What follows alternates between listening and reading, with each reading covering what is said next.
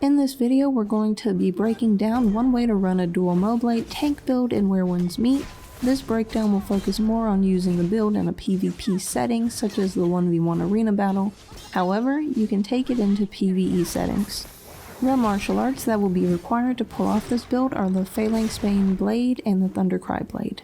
Beyond that, you will need to use a combination of inner ways and mystic skills that enhance both martial arts. The most important inner ways we have equipped are Exquisite Scenery, which instantly charges a tier 3 heavy when blocking with the Thundercry blade, Seasonal Edge, which is used to quickly swap between both Moblades. This inner way also grants a series of random buffs, Morale Chant, basically mandatory for every build,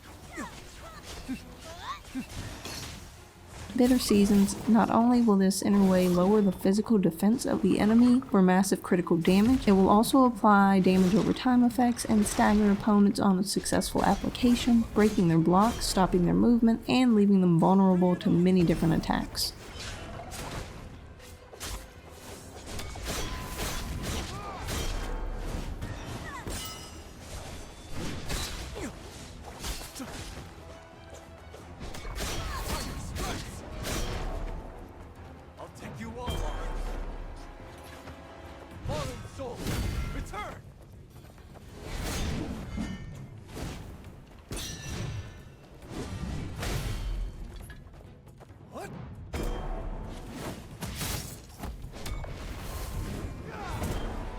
The mystic skills that I found work the best with this build are a combination of the following. Loot of the Tides, which is incredibly useful for mobile or airborne opponents to apply consistent damage and pressure. Golden Body, not only does this grant a shield and damage reduction, but it will also heal you if you maintain that shield and grant tenacity for the duration of the effect.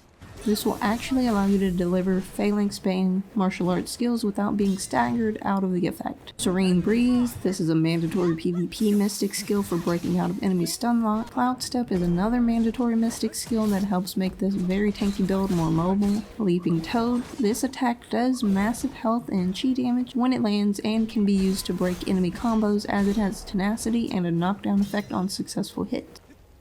Most matches you'll want to open with the application of the Thundercry Blade's shield and then Cloud Step to your opponent. This closes the gap quickly, charges your battle will with the shield application, and will put you in a prime range to use your Vortex attack to draw your opponent in and knock them down.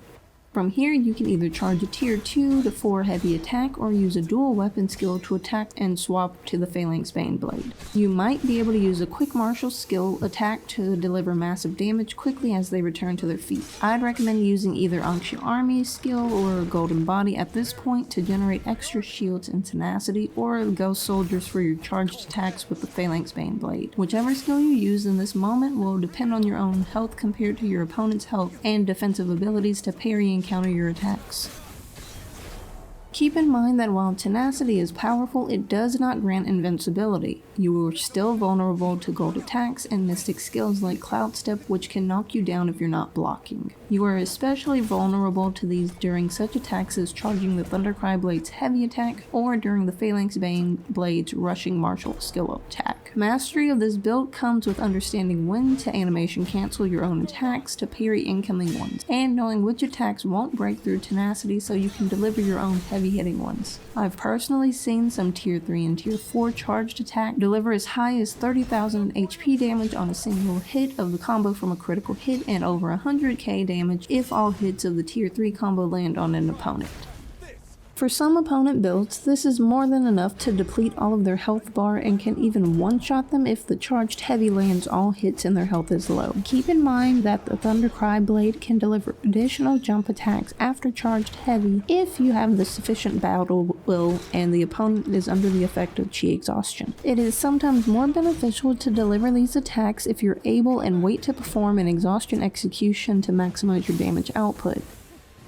And that's pretty much how I would run this build with the current martial arts, inner ways, and mystic skills available on the global server. This build can be harder to use for anyone who does not already have a decent amount of comfort with the Moblades, and it may not always be the most optimal against certain PvP situations. However, it is a fun tank build to run that switches things up combat style wise from the standard path builds. But what do you think? Will you try to run a dual Moblade build in PvP, or do you have a better way to optimize it to fit your playstyle? Let me know in the comments. If you like this video and want to see more Where Winds Meet guides and updates, be sure to follow the channel.